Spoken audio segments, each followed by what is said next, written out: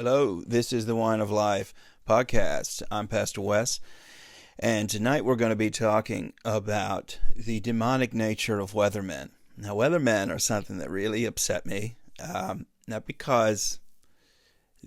just because they're people without a conscience who generally are wrong 90% of the time that they speak, and they still get paid quite well for what they do, but because of another reason.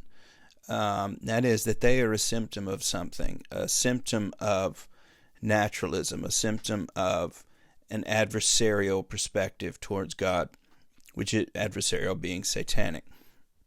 So when we talk about what weathermen are really doing, is they are telling us something about what's going on within nature.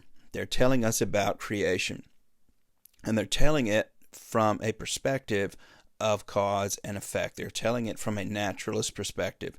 Now, when I say naturalist, I'm using the definition that C.S. Lewis used in Miracles, in his book Miracles, early in chapter 2. The idea that nature is this entire system, this entire closed system that is based on cause and effect. Everything that is happening because something else before it happened, and so on and so forth.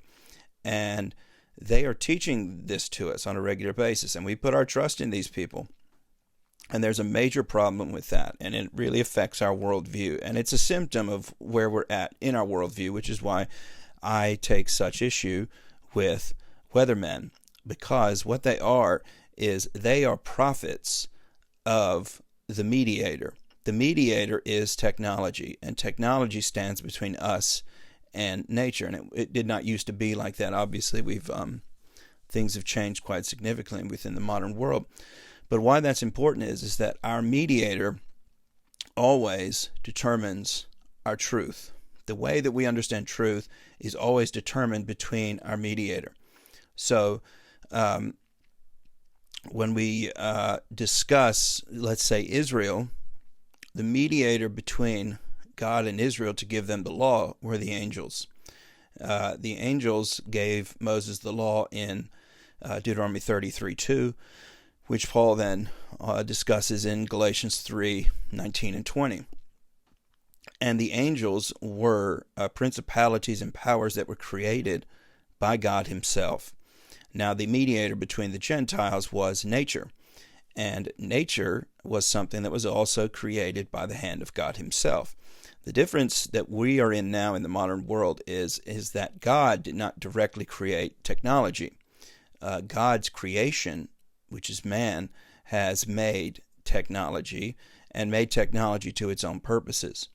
And so having technology as a mediator between us and nature then removes us from who God is, because in nature it says that the wrath of God is revealed to us from the heavens against those who would suppress the truth. This is in Romans 1:18 through 20, and that the things within nature itself allow us to perceive divinity. But we can't really perceive it in the same way anymore, because we are not affected, or we are not sort of enslaved to the issues that would occur within nature, because we have technology to protect us from that. So we don't worry about when we grow things or not. Things are grown on a mass scale and then redistributed throughout where we live within the modern world. So we worry more about if the shelves at Walmart are filled rather than what's happening within nature to allow the crops to grow, or what season it is to get whatever types of meat we want. So there's a mediator between us and creation. Now, it should not be that way, because we are also part of creation. So we have segregated ourselves from creation. And the symptoms of that are then the sort of experts that dictate to us what the technology is telling them about our creation. And weathermen are that symptom. They are the prophets to the priestly technology, right? Now, there was a time when it was not like that. And so as we move further away and we get this naturalistic perspective, when we push God farther out from the external world, we end up pushing God farther out from the internal world as well.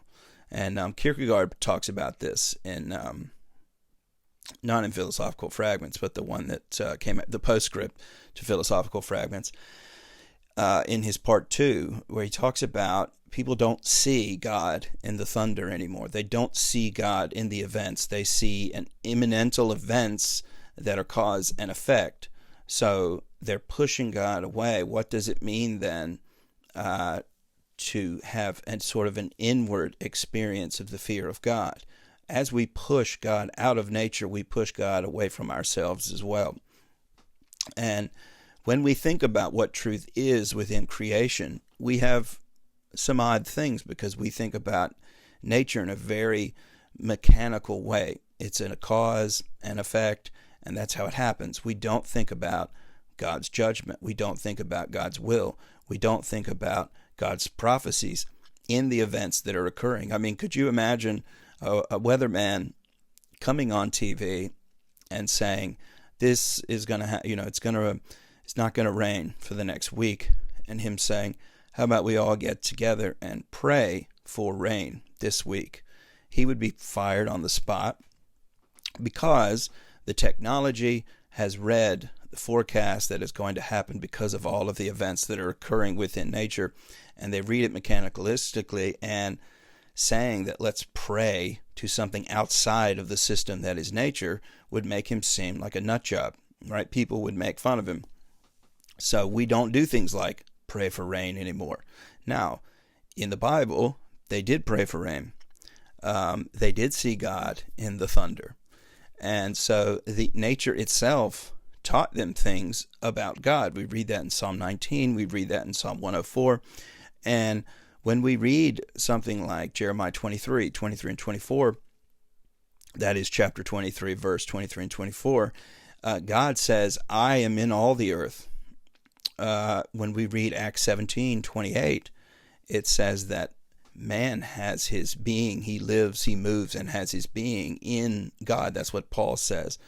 So there are three aspects then of truth when we're thinking about nature. One is the proposition of truth, obviously, the statement about what is actually happening, which are just sort of the brute facts.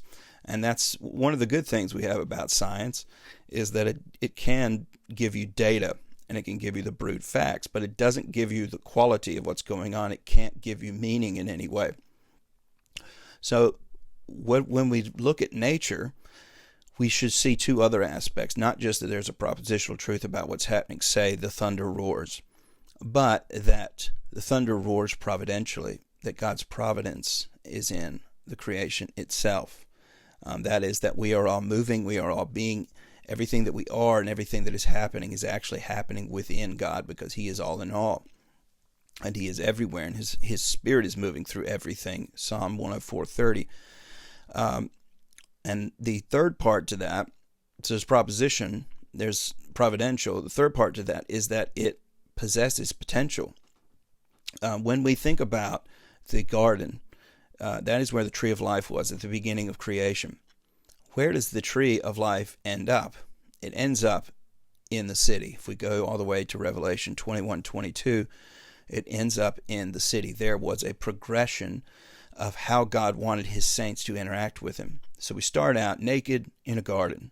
We end up fully clothed, white robes, in light, in a majestic city in the presence of God. So there is a potential within creation, and there's a potential within us that moves us towards something else. So there's nothing wrong with technology. The issue is that are we as humans creating a technology where God is present in it? And I would say no.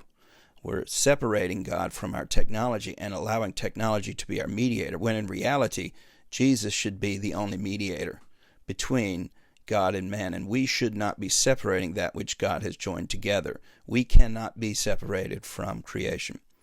We are part of creation. Separating us gives us a false impression of a level of control that we simply don't have. And so there's a propositional aspect to it, there's a providential aspect to it, and there's a potential aspect to it when we talk about this stuff. And so that's my issue when I think about weathermen, that they are the prophets of this mediator. And like I said before, our mediator will always dictate our truth. And Jesus Christ is supposed to be our only mediator. And creating all of these different levels in between us and God will always be a problem. We should not be separated from our creation, because being separated from our creation separates us from a certain part of revelation that our Creator has given us. We know who God is, not just through His Word, but also through His creation. And that goes out, that was supposed to be the sign for the Gentiles to understand who God was, and also those who, before the revelation of the law that was given. So in all things that God made, we find that there's a revelation of who He is. So He made the angels, and that then gives the Jewish people an understanding of who God is. He made creation. That gives the Gentiles an understanding of who God is. Now we have made technology, and we have severed ourselves from creation, which cuts off a part of the revelation of who God is. And in doing that, we then start separating ourselves from His Word that He's revealed to us. So in separating ourselves from His creation, we then place up as a God our technology that we've made, and we start separating ourselves from the Creator as we move forward. So just think about something like that, and I think about things like that. I mean, think about the way that Paul describes nature and creation in Romans 8. I think it's 18 through 23 or so. He describes creation as having a will. He describes creation as longing to be restored back to God, just like we are longing for our new bodies. We don't talk about creation like that.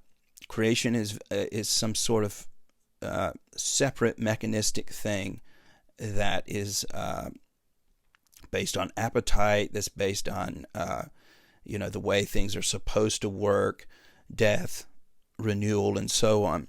Yet the Bible doesn't speak about creation like that. It actually longs for things. It actually has a will.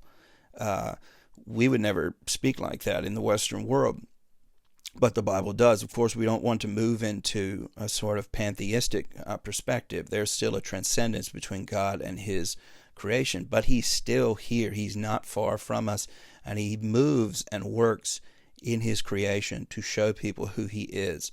And the farther away we get from that creation, we end up with these prophets, and we take those prophets seriously.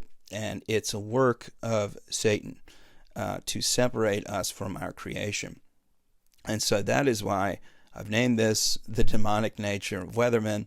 It's not because I strongly hate weathermen necessarily, but it's because there is this aspect where they are giving prophecies from the priestly caste, which is our technology today.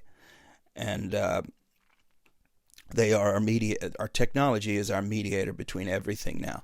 And that is something as Christians we need to change. We need to think about the worldview that the Bible puts forward, and we need to think about the way in which God has decided to reveal Himself, both in His Word and in His creation. And so we should not be separating that which God has put together. We are part of this creation. We come from the dust of the earth. So weathermen are an issue for me. But I want you to think about these things and think about the idea that our mediator defines what our truth is, and think about what we are placing as our mediators today in our modern society. So that's my bit for today. Remember to go to the website, revjenkins.org. Hit subscribe if you like it. And then we'll have some more content coming up as soon as possible. Happy New Year to everyone. We'll see you next time.